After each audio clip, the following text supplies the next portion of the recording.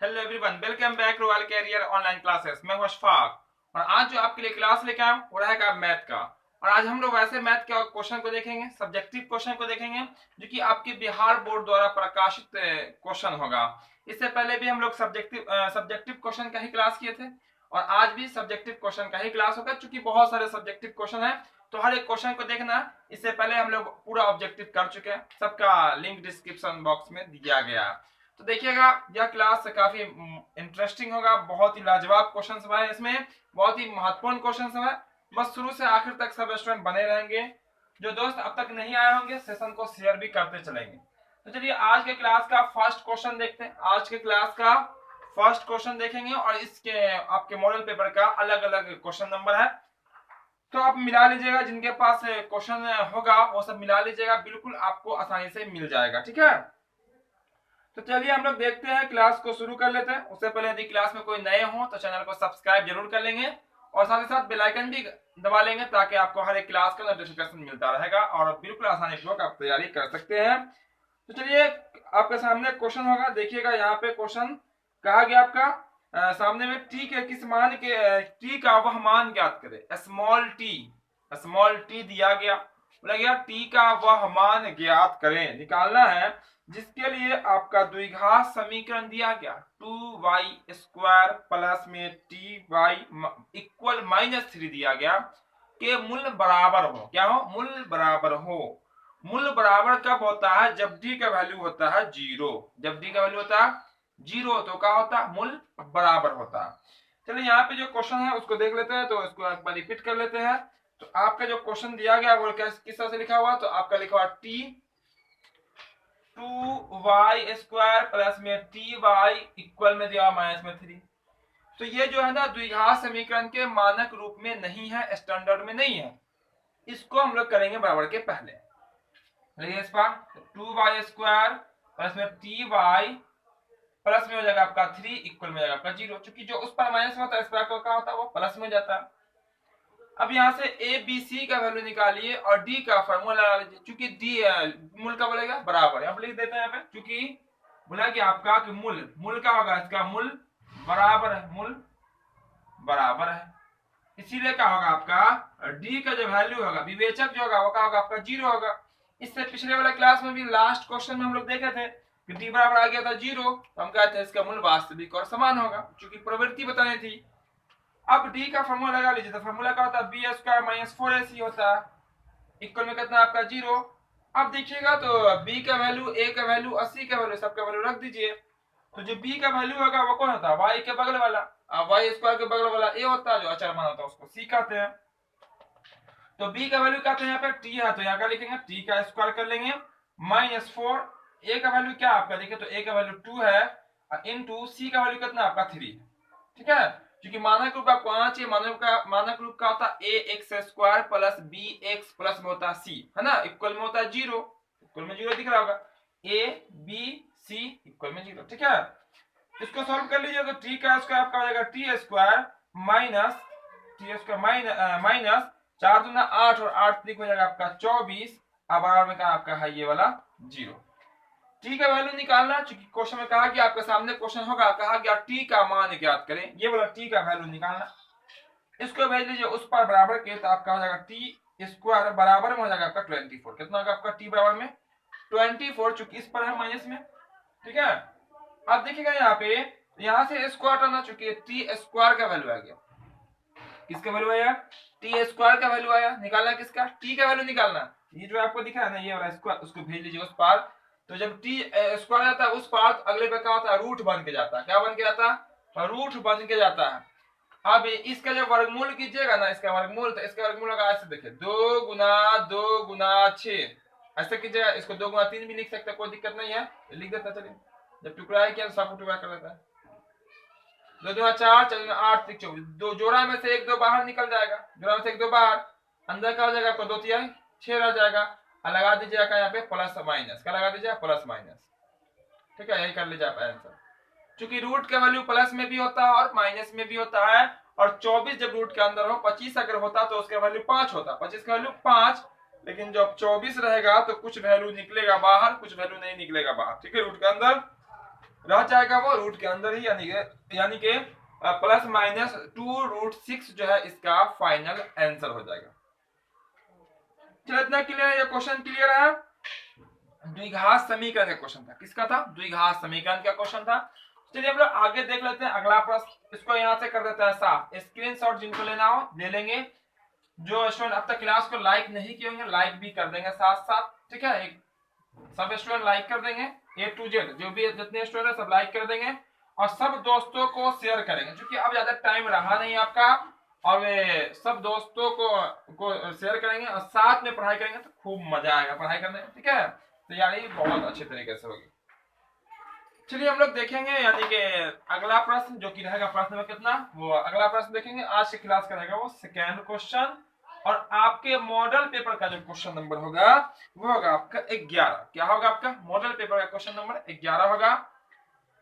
यहाँ पे एपी का क्वेश्चन है आपके सामने होगा, दिख रहा होगा। कहा यदि 4/5 क्या बोला गया, 4/5 है, फिर के है, फिर आपका 2 है, किसी समांतर श्रेणी के 3 क्रमागत पद है। क्रमागत में लगातार कोई भी समांतर श्रेणी है यानी कि एपी है, उसके 3 लगातार पद दिए गए, 4/5 है, के है, 2 है।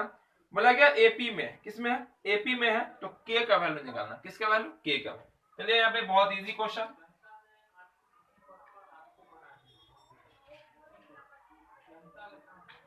है ना आपका 4/5 है, आपका के है और 2 है। बोला गया एपी में है, किसमें? एपी में है, तो के का मान क्वेश्चन आपके सामने, के का मान बोला गया निकालने के लिए। तो के का मान कैसे निकलेगा देखिएगा ध्यान से। तो इसमें क्या होता है एपी में कि जो सार्व अंतर होता है, यानी कि जो भी पदों का जो अंतर होता है वो समान होता है, यानी कि बराबर इक्वल होता है, तो इक्वल। ऐसे जो भी 2-3 पद दिए जाते हैं तो सबका जो वैल्यू होता है वो आपस में क्या होता है? बराबर होता है, उसी को तो हम लोग एपी कहते हैं। इसका मतलब यह है कि इन दोनों के बीच की दूरी और इन दोनों के बीच की दूरी आपस में क्या होगी? बराबर होगी।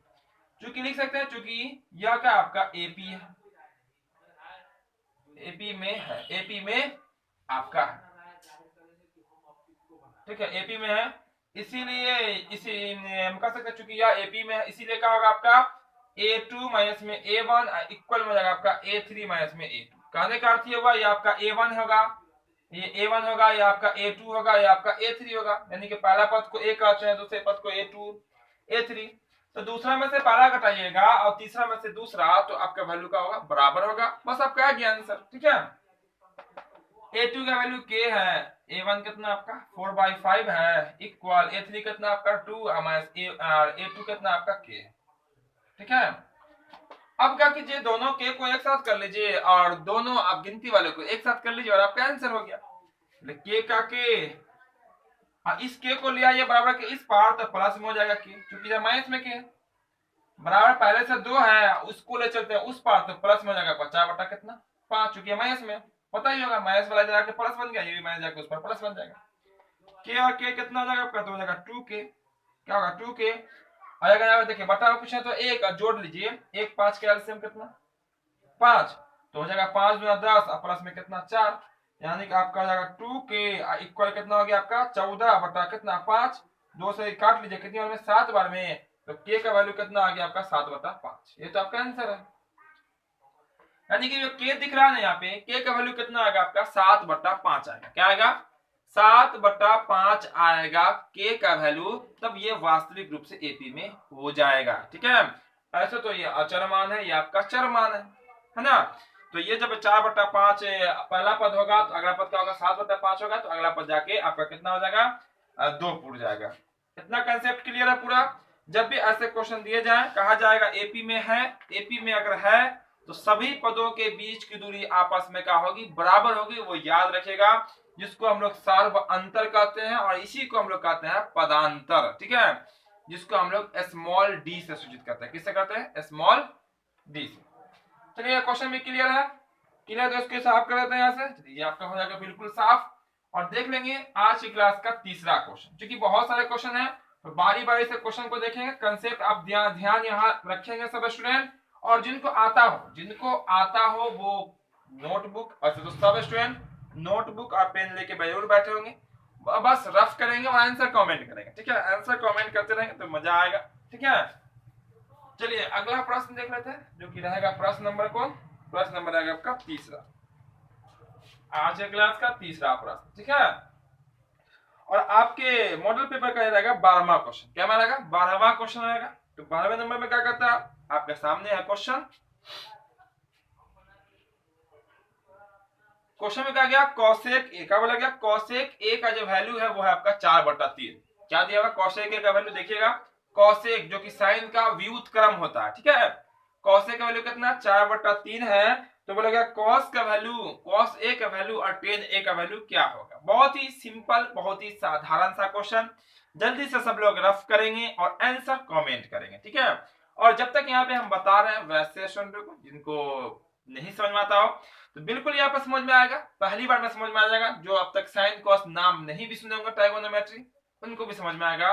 बस यहाँ पे आप ध्यान से और आखिर तक बने रहेंगे। हाँ, आखिर तक बने रहेंगे, हर एक क्वेश्चन पूरा स्टेप बाय स्टेप आपको समझ में आएगा, ठीक है। अब वो पूरा आपको आखिर में जरूर आप कमेंट करेंगे, हाँ सर बिल्कुल हमको समझ में आ गया आज पहली बार, ठीक है। देखिए समझ में जरूर आएगा। तो क्वेश्चन में क्या दिया हुआ, तो दिया हुआ आपका कॉसेक, कॉसेक ए है ना, कॉसेक ए का वैल्यू दिया हुआ आपका, कॉसेक ए का वैल्यू 4/3 है। कितना 4/3 है। तो निकालना किसका, तो कॉस ए का वैल्यू निकालना है, वाट कर लेते हैं, और टेन ए का वैल्यू निकालना है, वाट कर लेते हैं। ये तो निकालना है। चलिए देखिएगा यहाँ पे ध्यान से देखिएगा, आपको फर्स्ट बार में समझ में आ जाएगा। कॉसेक जो दिया हुआ उसको लिख लीजिए, लिख लिए। इतना तक तो हमने कुछ नहीं किया, क्वेश्चन को लिख लिया सिर्फ। अब कॉसेक का फॉर्मूला होता है, कॉसेक का फॉर्मूला क्या होता है, वो होता है आपका कर्ण बटा में लंब। क्या होता है, कर्ण बटा में लंब। और साइन का क्या होता है, लंब बटा में कर्ण। साइन का क्या होता है, लंब बटा में कर्ण। और कॉसेक का क्या होता है, कर्ण बटा में लंब। जो इस साइन का ये व्युत्क्रम होता है। तो यानी कि ऊपर वाला आपका कर्ण कहलाएगा और नीचे वाला आपका लंब कहलाएगा। ऊपर वाला कर्ण और नीचे वाला आपका लंब। अब समकोण त्रिभुज में एक लंब होता है, कर्ण होता है, तीसरा क्या होता है, आधार होता है। निकाल लीजिए आधार, इसीलिए आप निकाल देंगे सबसे पहले आधार। आधार का जो फॉर्मूला होता है वो होता है कर्ण का स्क्वायर माइनस में लंब का स्क्वायर। आधार का फॉर्मूला कर्ण का स्क्वायर माइनस में लंब का स्क्वायर। चलिए फॉर्मूला भी लिख देते हैं आपका, कर्ण का स्क्वायर माइनस का होता है आपका लंब का स्क्वायर। कर्ण कितना, तो कर्ण आपका दिखेगा तो 4 दिख रहा होगा, तो 4 का स्क्वायर। अब माइनस लंब कितना, तो आपका 3 है, तो 3 का स्क्वायर, ठीक है। मान रख दिए। अब 4 का स्क्वायर कितना होता है, तो 4 का स्क्वायर होता है 16। 4 का स्क्वायर 16। अब माइनस 3 का स्क्वायर कितना होता है, तो होता है 9। अब 16 में से 9 घटाइएगा तो कितना बचेगा आपका, बच जाएगा आपका 7। 16 में से 9 घटा देंगे 7 बच जाएगा। यानी कि आपका जो आधार निकल के आया वो कितना निकल के आया, √7 निकल के आया। अब आपका क्लियर होगा, लंब 3 है, कर्ण 4 है। लंब 3, कर्ण कितना 4, आधार कितना √7। इसीलिए क्या क्या निकालना है, कॉस निकालना और टेन निकालना। हंसते खेलते निकल गया और निकल जाएगा, देखिए। इसीलिए नंबर 1 कर लेते हैं, क्या है, कॉस ए है, ठीक है। चलिए बिल्कुल कॉस, कॉस का फॉर्मूला आधार बट्टा में कर्ण। क्या होता है, आधार बट्टा में कर्ण होता है कॉस का फॉर्मूला। तो लिख लीजिए यहाँ पे आधार बट्टा में कर्ण। समझ लीजिएगा ना, आधार बिल्कुल समझ जाइएगा आप लोग। सबको समझने आता है, सबको बुझने आता है ना, सबको आता है। बहुत सारे स्टूडेंट का आंसर आ गया कंप्लीट, है ना, कंप्लीट आंसर आ गया। तो देखिए आधार कितना आपका, तो आधार यहाँ देखिएगा तो आधार कितना है आपका √7। लिख दीजिए यहाँ पे √7, क्योंकि तो बाहर तो निकलेगा नहीं, बेचारा चला गया जेल में, बंद रह जाएगा ऐसे। बटा अब कर्ण कितना है, देखिए तो यहाँ पे 4 है ना कर्ण, तो 4 लिख लीजिए, आंसर कर लीजिए यहाँ पे ऐसे।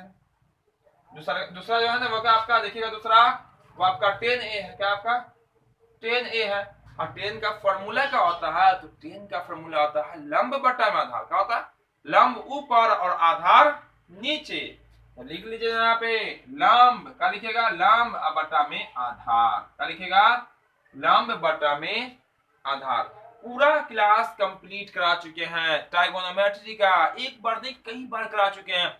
देखिएगा पूरा बेसिक, पूरा एक बार में आपको ट्राइगोनोमेट्री समझ में आ जाएगा। जो क्लास में नए होंगे जरूर देखेंगे, जो लगातार चल रहे हैं उनको सबको आता होगा, सब बना भी लिए होंगे, सर ना, बिल्कुल। चलिए सब बना भी लिए हैं, ठीक है। चलिए बहुत अच्छा। तो घबराने की बात नहीं है, जो क्लास में नए होंगे उनको कोई घबराने की बात नहीं है। जहां से भी आप लगातार रहेंगे क्लास में, आपको पूरा कंसेप्ट, पूरा मैथ कंप्लीट हो जाएगा। मैथ के साथ साथ और भी सब्जेक्ट कंप्लीट हो जाएगा। तो लंब कितना था, लंब है आपका 3। लंब कितना 3 है, आधार तो यहाँ दिख ही रहा। तो यहाँ जो आंसर होगा वो होगा आपका 3/√7 और ये आंसर भी हो जाएगा आपका कंप्लीट। इस तरह से ये क्वेश्चन भी आपके कंप्लीट हो गए, जो कि आपका ट्राइगोनोमेट्री का क्वेश्चन है। किसका क्वेश्चन है? ट्राइगोनोमेट्री का क्वेश्चन है और त्रिकोणमिति का, जिसमें कोसेक का वैल्यू मालूम था कितना 4/3 और निकालना था कॉस और टेन का वैल्यू। बहुत ही सिंपल तरीके से आपको कॉस निकल के आ गया √7/4 और आपका टेन निकल के आ गया 3/√7। चलिए इतना क्लियर है? चलिए इतना क्लियर है तो आगे देख लेते हैं, यानी कि अगला प्रश्न को देख लेंगे। अगला प्रश्न जो है आपका कहता 4, ठीक है ना। चलिए अगला प्रश्न को देख लेते हैं। यहाँ पे अगला प्रश्न जस्ट इसके बाद वाले को ही देख लेंगे, कोई दिक्कत नहीं है, कोई भी क्वेश्चन तो बनाना है और हर एक क्वेश्चन बिल्कुल सिंपल है, बहुत ही आसान, ठीक है। चलिए इतना हो गया, इसको हम यहाँ से साफ कर देते हैं। साफ हो गया आपका। जो क्लास में देरी से आए होंगे क्लास को लाइक जरूर कर देंगे सर स्टूडेंट, लाइक कर देंगे जो देरी से आए होंगे और आखिर तक बने रहेंगे। जो भी क्वेश्चन हमें बताई जाएगी हर एक क्वेश्चन को सीखिएगा, समझिएगा, बिल्कुल आपको समझ में आएगा, बहुत ही सिंपल, बहुत ही आसान तरीके से, ठीक है। क्योंकि ज्यादा लंबा लंबा क्वेश्चन आपका है नहीं, ये आपके 2 अंक वाले क्वेश्चन है, जो कि बिहार बोर्ड द्वारा प्रकाशित मॉडल पेपर का क्वेश्चन है। जैसा कि आपको हेडलाइन ऊपर वाली लाइन में दिख रहा होगा। तो जो क्लास में पहली बार होंगे, क्लास चैनल को सब्सक्राइब करके बेल आइकन जरूर दबा लेंगे, ताकि इस तरह का जो भी क्लास है हर एक क्लास का नोटिफिकेशन आपको भी मिलता रहेगा, है ना। और शाम के 6 बजे से आप भी क्लास में उपस्थित हो पाएंगे। अब जस्ट इसके बाद क्वेश्चन देख लेते हैं। तो आज की क्लास का समथिंग ये रहेगा क्वेश्चन नंबर 4, है ना। आज के क्लास का चौथा क्वेश्चन को देखेंगे। तो चौथे नंबर क्वेश्चन को ले लेते हैं हम लोग। ट्राइगोनोमेट्री का हम लोग क्वेश्चन ले लेते हैं, ट्राइगोनोमेट्री से ही सिद्ध करने वाला क्वेश्चन ले लेते हैं। बोला गया आपका, देखिएगा यहाँ पे जो कि क्वेश्चन नंबर आपका 16 यानी कि 16 नंबर है।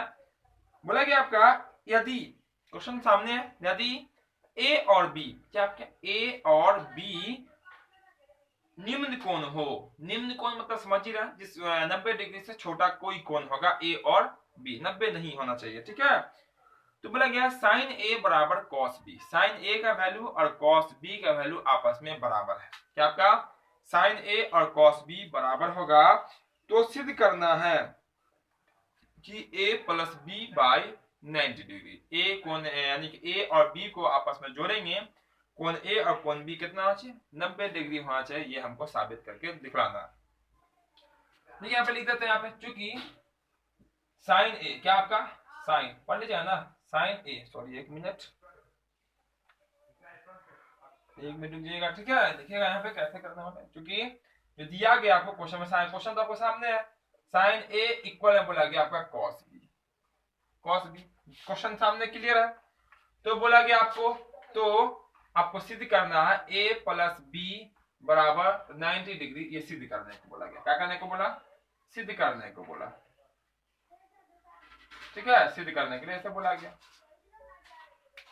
ए प्लस बी बराबर 90 डिग्री कहिए, या आप इसको ऐसे कह सकते हैं साइन ए और कॉस बी बराबर कितना डिग्री 90 डिग्री। इसको आप दोनों तरीके से बना सकते हैं, इसको सॉल्व कीजिए ये ला सकते हैं, या इसको सॉल्व कीजिए ये ला सकते हैं, जैसी आपकी इच्छा वैसा काम आप कर सकते हैं।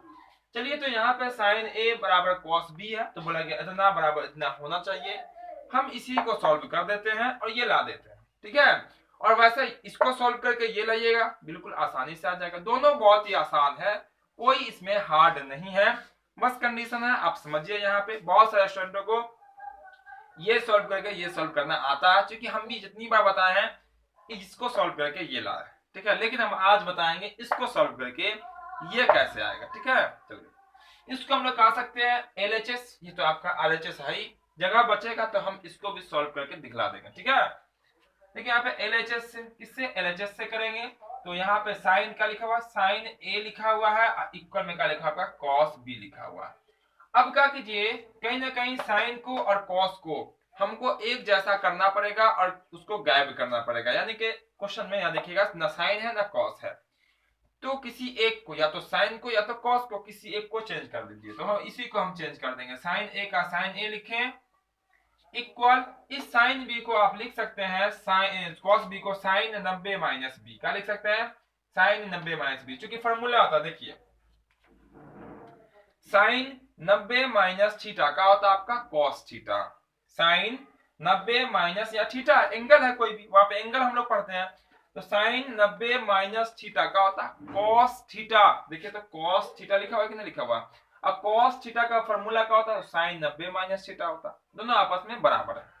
अब इसके अकॉर्डिंग क्या होगा, ये साइन से साइन आपका कट जाएगा, इस पर बच गया ए, उस पर बच गया आपका 90 माइनस में बी।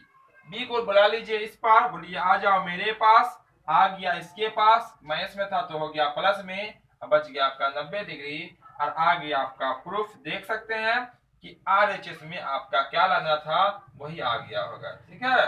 देखिए आया ना आपका a प्लस बी बराबर कितना 90, a प्लस बी बराबर कितना है 45, नहीं 90 ही आया है, ठीक है। तो हम लोग यहाँ पे LHS को सॉल्व किए, RHS बहुत ही सिंपल तरीके से आ गया, बस एक फॉर्मूला लगाना पड़ा 90 माइनस थीटा वाला। क्या वाला फॉर्मूला, 90 माइनस थीटा का फॉर्मूला लगाएं। आप चाहे तो इसको भी क्रॉस कर सकते थे, तो ये कॉस में बदल जाता, फिर ये कॉस से कॉस कर जाता, किसी एक को चेंज करिएगा वो कैंसिल हो जाएगा और आपका 90 भी आ जाएगा, जो कि यहाँ 90 लाना था। इतना क्लियर है, इतना क्लियर। तो हम लोग आगे देख लेते हैं अगला प्रश्न। यहाँ से हम इसको कर देते हैं साफ, यहाँ से साफ कर देते हैं और अगला क्वेश्चन देख लेते हैं। चूंकि यहाँ पे हम लोग कई क्वेश्चन को देखेंगे, तो ये हो गया आपका बिल्कुल क्लीन। अब बस जस्ट इसके बाद अगला क्वेश्चन भी आ जाएगा आपके सामने, फिर उसको भी हम लोग सॉल्व कर लेंगे, ठीक है। ये हो गया आपका बिल्कुल क्लीन। अब अगला क्वेश्चन जो लेते हैं, यहाँ भी ट्राइगोनोमेट्री का ही क्वेश्चन था, अब थोड़ा सा अलग लेते हैं और ले लेते हैं हम आपका क्वेश्चन। चलिए ये रहा आपका अगला क्वेश्चन, ठीक है। क्वेश्चन नंबर हो ले लेते हैं हम लोग यहाँ पे, क्वेश्चन नंबर 23। किसको ले लेते हैं, क्वेश्चन नंबर 23, जो कि आज के क्लास का 5वां क्वेश्चन होगा। कौन सा क्वेश्चन होगा, आज के क्लास का 5वां क्वेश्चन होगा। तो देखिएगा इस क्वेश्चन में आपका कहता क्या है, तो ये अभी क्वेश्चन आपके सामने होगा, तो सामने क्लियर दिख रहा होगा। बोला गया क्वेश्चन में 28 त्रिज्या 28 सेंटीमीटर, त्रिज्या कितनी है 28 सेंटीमीटर बोला गया, तथा केंद्रीय कोण 45 डिग्री और एंगल कितने बोले गए 45 डिग्री, यानी कि एंगल 45 डिग्री है। तो त्रिज्या खंड का क्षेत्रफल, किसका क्षेत्रफल, त्रिज्या खंड का क्षेत्रफल निकालना है। तो क्वेश्चन तो आपका दिख ही रहा होगा, तो यहाँ पे हम क्लियर कर देते हैं। पहले बोला गया त्रिज्या कितना सेंटीमीटर 28 सेंटीमीटर। ये रहा त्रिज्या, जिसको हम लोग कैपिटल इसमें इंडिकेट में क्या बोलते हैं, इसको R द्वारा सूचित करते हैं 28 सेंटीमीटर। और बोला गया कोण जो है, कोण को क्या कहते हैं हम लोग, थीटा कहते हैं, वो आपका कितना डिग्री बोला गया, तो वो आपका 45 डिग्री, कितना डिग्री 45 डिग्री निकालना हमें है त्रिज्या खंड का क्षेत्रफल। उसका फॉर्मूला भी होता है, हमने खूब पढ़ाया है, खूब बताया है, कई बार बताया, इसीलिए हम लिखेंगे यहाँ पे, इसीलिए किसका क्षेत्रफल, त्रिज्या खंड का क्षेत्रफल, त्रिज्या खंड का क्षेत्रफल। यहाँ जो भी क्वेश्चन बता रहे हैं सब VBI क्वेश्चन है, काफी महत्वपूर्ण प्रश्न है, यहीं से एग्जाम में प्रश्न बनाए जाएंगे, ठीक है। तो बस पूरा देखिएगा, आखिर तक देखिएगा और ध्यान पूर्वक देखिए, इधर उधर नजर करके नहीं देखना, आपको ध्यान पूर्वक देखना। बहुत सारे स्टूडेंट तो बना लिए होंगे, क्योंकि बहुत इजी क्वेश्चन है और बहुत बार बताया हुआ क्वेश्चन है, लेकिन यहाँ पे हम आपको बिल्कुल कंसेप्ट के साथ बताएंगे, घबराइएगा नहीं कि बहुत सारे स्टूडेंट बना लिए तो मेरा क्या होगा, बस सबको साथ लेके चलेंगे, ठीक है।